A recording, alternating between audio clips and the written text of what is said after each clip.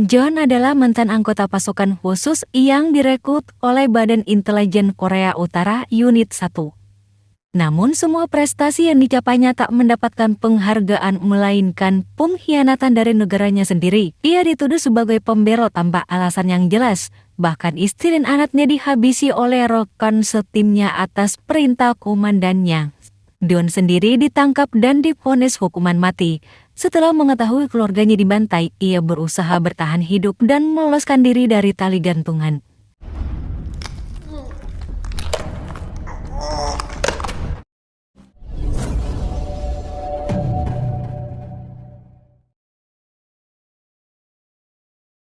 Saat ini John menyamar jadi sopir taksi di Korea Selatan, meskipun ia selalu mendapat hinaan dari pelanggannya karena statusnya sebagai imigran Korea Utara. Mantan anggota pasukan khusus ini berada di Korea Selatan untuk mencari pembunuh istri dan anaknya yang tak lain adalah sahabatnya sendiri bernama Lee Guang. Mengetahui John masih hidup, pemerintah Korea Utara atau NIS, Badan Intelijen Korea Utara, bekerja sama dengan polisi Korea Selatan memburu John. Seorang reporter film dokumenter wanita bernama Choi sering menyaksikan diskriminasi yang dialami John, namun John tak mempedulikan keberadaan Choi. Malam itu setelah mengantar penumpang, John dihubungi oleh seorang presidir bernama Pak Geon. Dia adalah mantan komandan John yang percaya bahwa John telah difitnah dan dikhianati negara. Baginya, John bukanlah seorang pemberontak. Presiden direktur menjadi sukses di Korea Selatan dengan tujuan ingin mensejahterakan rakyat Korea Utara. Ia berkata, hingga saat ini ia belum menyetujui surat pengunduran diri John dan berharap John mau kembali bekerja padanya. Namun John menolaknya secara halus. Mengerti dengan tujuan John yang sebenarnya, Presidir memberikan alamat orang yang terlibat dalam pembunuhan istri dan anak John, sembari memberi alamat dan uang pesangon John.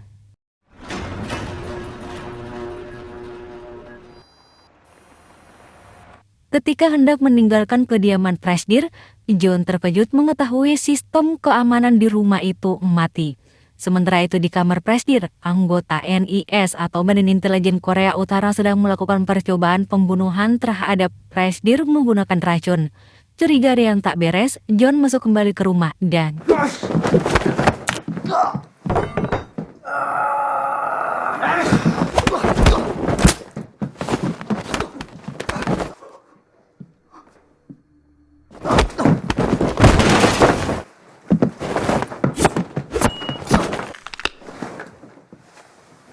Dalam keadaan sekarat, Presiden meminta John menghancurkan kacamatanya yang menjadi incaran NIS. Tak lama kemudian, polisi tiba di TKP. Mereka meminta John menyerahkan kacamata tersebut dan... 물건은 원래 조금만 더 시간을 주십시오. 중단해 이 새끼야. Karena gagal merebut kacamata, mereka lantas menghabisi pelayan dan Presidir seolah-olah John yang berstatus imigran gelap adalah pelakunya. Keesokan harinya kepala polisi dan NIS turun langsung melakukan olah TKP. Sesaat kemudian, John menghubungi direktur dan berkata soal kacamata titipan Presidir. Dan ia juga berkata bahwa pelakunya bukanlah dirinya. Shin berpindah ke pasukan Angkatan Darat Korea Utara yang sedang melakukan pelatihan terjun payung di bawah pimpinan Kolonel Min.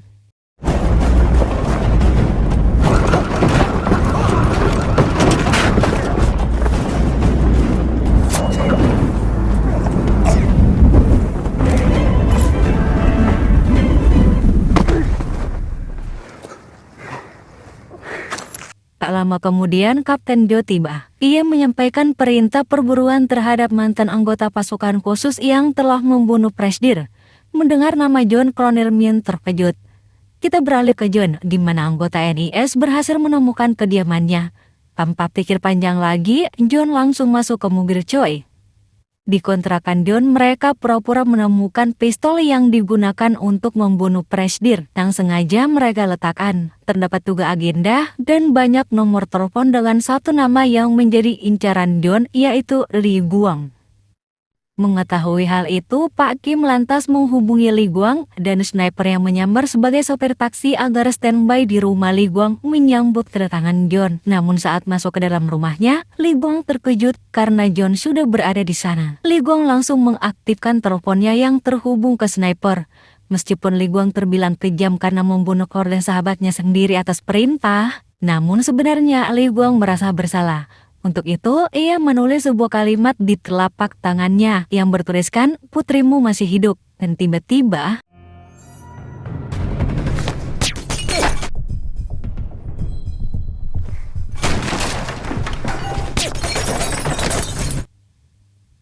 Lee yang berhasil meloloskan diri bersama istrinya terus dikejar oleh John. Di sana John kembali bertemu sniper dan aksi baku hantam pun terjadi.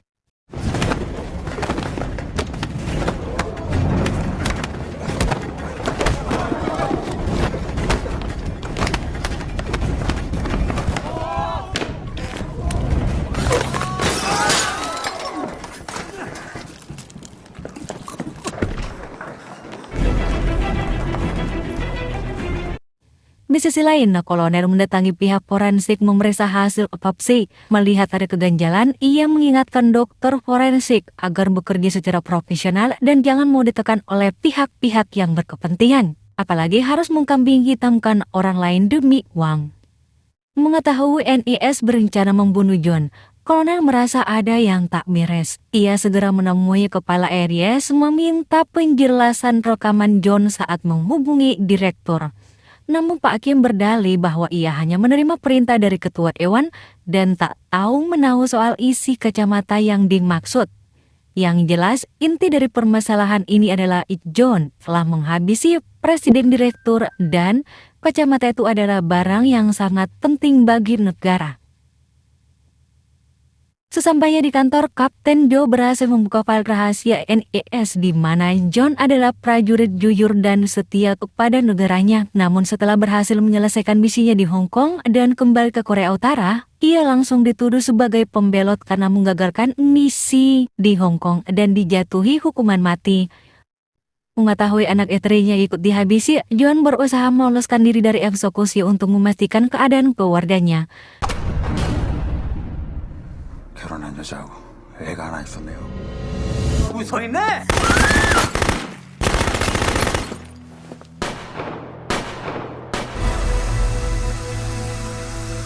Namun sayangnya semua sudah terlambat. Setelah mengetahui fakta tersebut, kolonel segera mencari keberadaan Lee Guang sesuai permintaan John saat menghubunginya. Di sisi lain, fakta lain juga terungkap bahwa Kim adalah pendiri organisasi pribadi Dewan Utara di mana Lee Guang termasuk anggotanya. Tujuan mereka salah satunya adalah menghabisi agen ganda yang setia pada Korea Utara yaitu John. Karena John adalah saksi yang bisa mengungkap pengkhianatan Kim dan anggotanya terhadap Korea Utara. Scene berpindah ke Choi di mana John tiba-tiba meminta bantuannya mengungkap rahasia di balik kacamata Presdir setelah melihat aksi Choi berupaya membersihkan nama John di media. Namun begitu, kolonel tak bisa membiarkan John berkeliaran bebas. Mereka berhasil menyerap HP Choi dan melakukan pengejaran terhadap mereka berdua.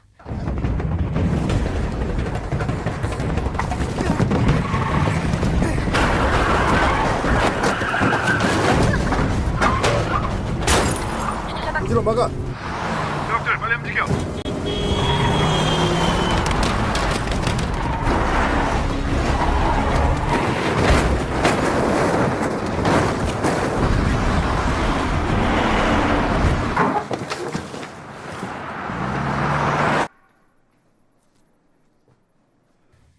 Aksi kolonel mendapat teguran dari Ketua Dewan Utara dan NIS karena telah menggagalkan rencana mereka.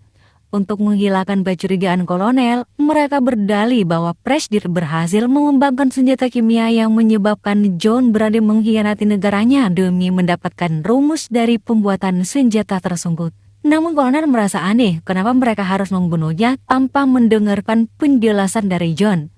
Menurut mereka itu tidak diperlukan lagi. Jika kolonel tak mau bekerja sama, maka ia akan dituduh sebagai mata-mata yang berpihak pada John dan akan diadili di persidangan militer. Sementara itu di tempat lain, Yon dan Joy berhasil mendapatkan informasi dari kacamata tersebut, di mana terdapat lempengan mikrofish berupa rumus yang hanya bisa dipecahkan oleh ahli kimia. Setelah mengamankan rumus tersebut, John tiba-tiba tumbang akibat terluka tembak. 무슨 필름 같은 것이 발견됐습니다. 거기에 기록 가능합니다. 왜 그래요? 아까 차에서 이런 거죠? 할 수 있어, 할 수. Kita beralih ke Li Guang, di mana Pak Kim sudah mengetahui bahwa Li Guang telah membocorkan anaknya masih hidup. Untuk itu Pak Kim masih memberinya kesempatan sekali lagi pada Li Guang untuk menghabisi John dan dua target baru, yaitu Choi dan Kolonel yang menjadi ancaman mereka. 아저씨,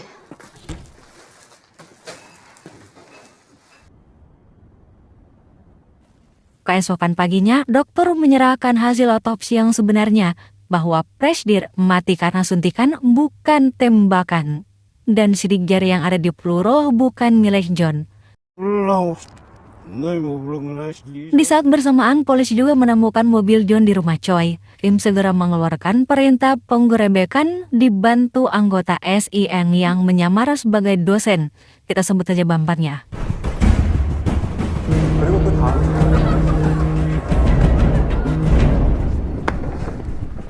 손에 뒤질 거거든.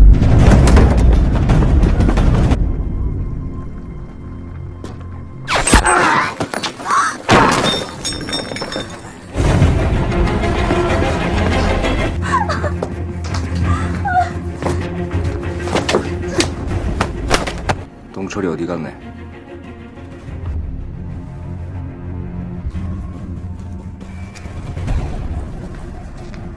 Ketika Li Guang hendak menghabisi Choi, John tiba-tiba muncul dan aksi baku hantam kembali terjadi.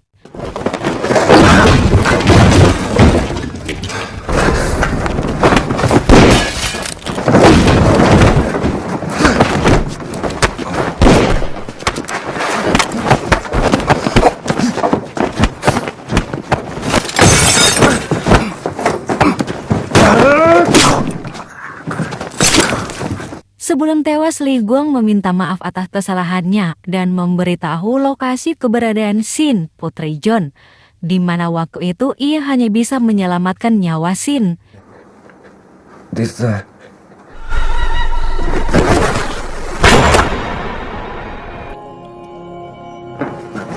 Namun aksinya tersebut ketahuan sehingga Pak Kim menjual Shin ke mafia Cina. 김석호 말했잖데.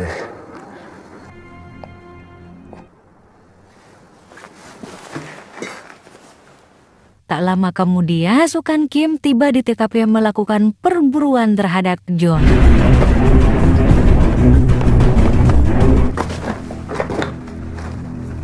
마이크로피신 지동체를 가져간 거야? 당신들이 가지고. 현장 복귀 안 할 거야? 그 새끼 딸이 살아있다고?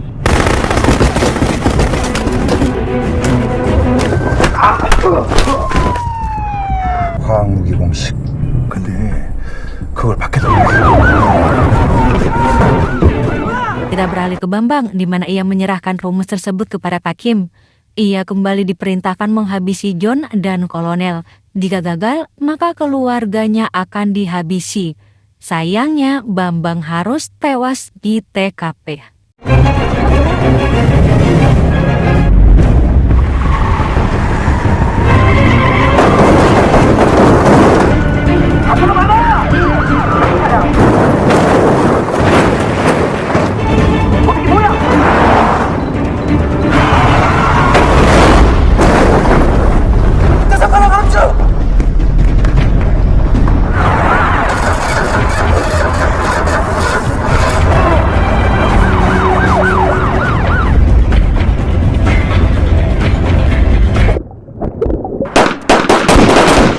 Kolonel meminta Choi bergabung bersamanya membantu John mengungkap kejahatan Dewan Utara dan NIS.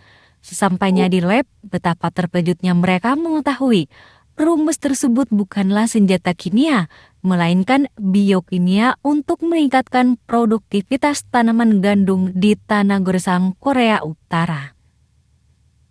Bersamaan dengan gagalnya transaksi Kim sebesar 30 miliar dolar, yang ternyata otak dibalik kematian Presdir adalah bawahannya sendiri sang direktur. 벽식 해당종이야. 원래부터 벽식 해당종이었고. Meskipun rencana mereka gagal, Kim tak tinggal diam. Ia tetap kukuh bahwa John adalah tersangka utama pembunuhan Presdir. Dan tiba-tiba John muncul di balik kerumunan menyandra Kim.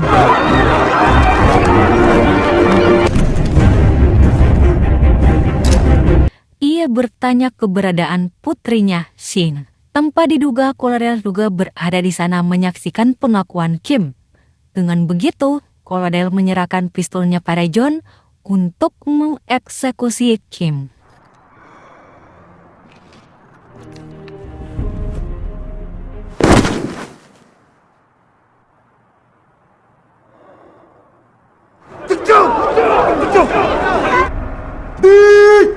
송창근 전무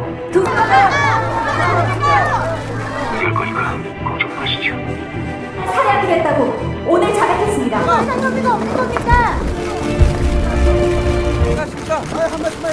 Sebelum meninggalkan TKP, Kapten Do memberikan alamat mafia Cina yang membeli putri John.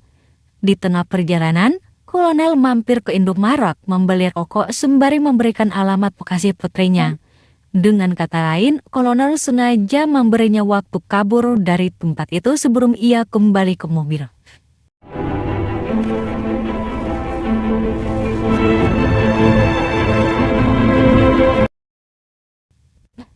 Seminggu kemudian, John akhirnya menemukan putrinya yang dijadikan budak.